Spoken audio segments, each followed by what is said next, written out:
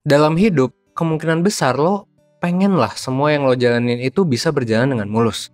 Baik itu artinya bagus secara akademis, karir, punya hubungan sosial yang positif, dihargai dan dihormatin orang lain, dan lain sebagainya. Banyaklah contohnya. Tapi pernah nggak sih apa yang tadinya lo harap bisa berjalan dengan baik, malah jadi pengalaman buruk buat lo? Dan ini nggak hanya terjadi sekali gitu. Ada juga mungkin kegagalan dan pengalaman ini ngebuat lo ngerasa nggak berharga terus-terusan.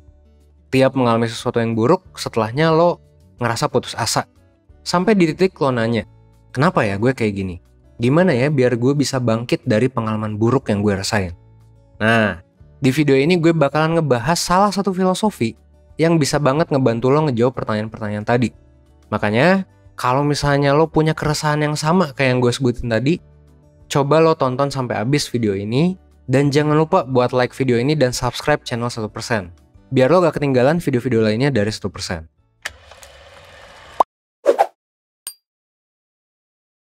Nah, konsep yang bakal gue bahas sekarang adalah filosofi Kintsugi.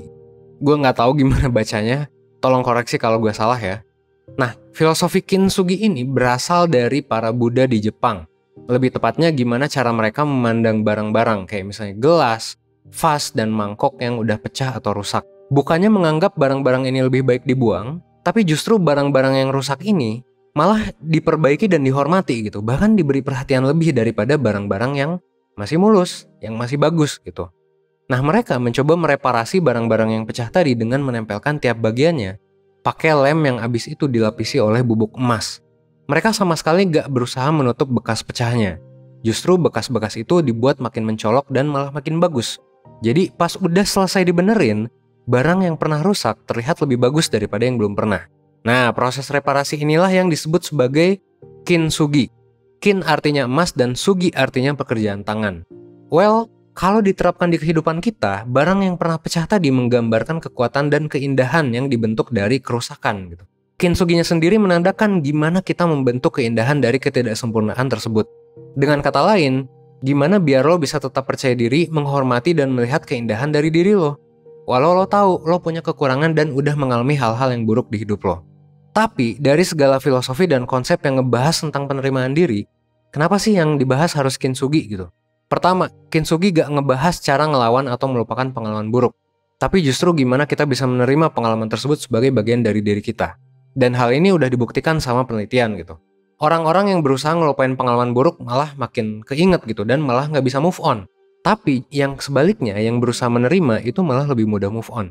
Jadi menerima itu sebenarnya memang proses yang justru sehat gitu dibandingkan kita mencoba melupakan atau melawan.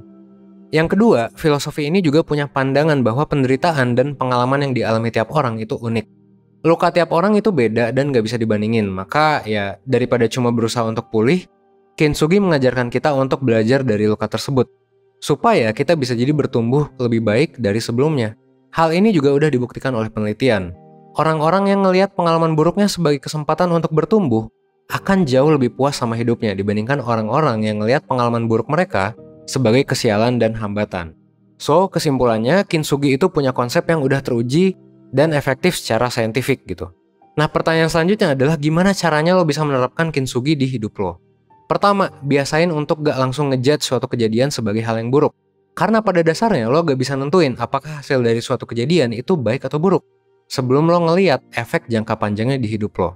Kadang, hal yang paling bermakna di hidup lo adalah ya pengalaman buruk yang lo alami. Dan penelitian juga udah ngebuktiin ini. Kebanyakan orang mengaku bahwa pengalaman baik dan pengalaman buruk mereka adalah pengalaman yang sama. Dan kalau bisa ngelihat maknanya, pengalaman buruk itu jadi terasa makin positif gitu seiring waktu. Nah, supaya lo bisa memaknai pengalaman yang terkesan negatif, coba deh lihat semua hal yang lo alami sebagai sebuah kesempatan untuk belajar gitu.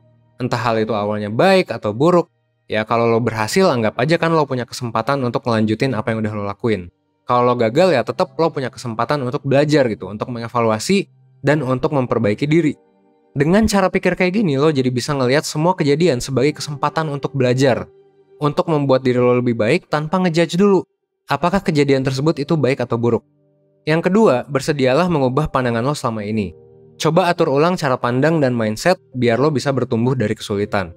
Basically memang hal-hal buruk bisa terasa mengancam gitu kan.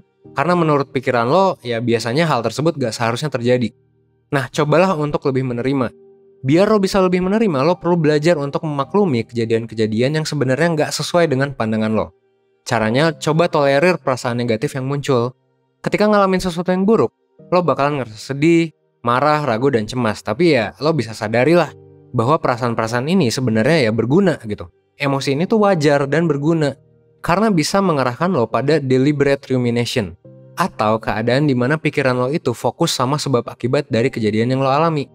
Nah, kalau lo udah masuk tahap ini, akan lebih mudah untuk membangun ulang pandangan lo terhadap dunia, diri sendiri, dan orang lain. Ketiga, coba eksplor perasaan dan pikiran lo tentang kejadian yang lo alami. Jadilah penasaran soal cara pikir dan reaksi lo terhadap suatu masalah. Maksudnya, lo bisa coba analisis. Apa aja sih yang lo pikirin dan rasain terhadap kegagalan lo kali ini?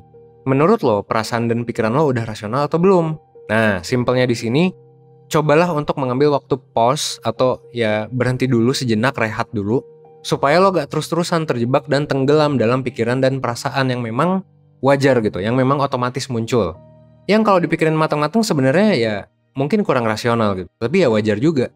Dengan ngelakuin ini, lo juga jadi tahu bahwa proses pengambilan keputusan yang lo lakuin itu kompleks gitu, tapi tetap bisa dibenerin dengan usaha yang lo lakuin. Sebenarnya mungkin aja lo mengalami kesulitan kan ngontrol pikiran dan ya perasaan yang otomatis itu. Karena kalau udah terbiasa memang jadinya makin susah untuk diatasi. Nah, 1% sebenarnya bisa ngebantu lo dengan worksheet yang kita punya. Namanya adalah Thought Challenging Activity Worksheet gitu. Di sini pikiran yang menghambat lo itu bakalan ditantang gitu. Ketika lo ngerjain worksheetnya itu bakalan menantang pikiran lo gitu. Supaya lo bisa lebih yakin sama diri lo. Jadi yang biasanya lo mikir lo pasti gagal gitu, gak mampu ngelakuin sesuatu dan lain sebagainya yang negatif banget, itu gimana caranya biar dilatih perlahan-lahan supaya berubah jadi positif. Contohnya kayak di worksheet yang tadi ya. Dan kalau udah positif, lo bakalan ngerasa jauh lebih siap untuk berkembang. Lo bisa dapetin worksheet ini di mana? Ya sebenarnya worksheet ini bisa lo dapetin di layanan mentoring 1%. Dan di layanan mentoring, ini juga nggak dapet worksheet aja. Lo juga bakalan dapet fasilitas lain, mulai dari diskusi sama mentor, lo bisa dapet tes psikologi juga dan interpretasinya, sampai pandangan dan insight untuk menghadapi masalah yang lo alami. Jadi kalau lo ngerasa lo punya masalah dan lo bingung gitu, jadi lo bisa dikasih saran sama si mentor dari 1% ini. Kalau lo mau tahu info lebih lanjut, lo bisa klik link di komen yang udah gue pin, dan lo bisa juga lihat di description box. Jadi kita udah banyak bahas nih ya tentang filosofi Kintsugi, mulai dari artinya, gunanya, dan gimana caranya biar lo bisa menerapkannya di hidup lo. Semoga gue bisa ngebantu lo menerapkan filosofi Kintsugi ini di kehidupan sehari-hari lo, dan semoga video ini bisa membantu lo untuk mengembangkan diri lo at least 1% aja setiap harinya. Oke? Gue Evan dari 1%, thanks.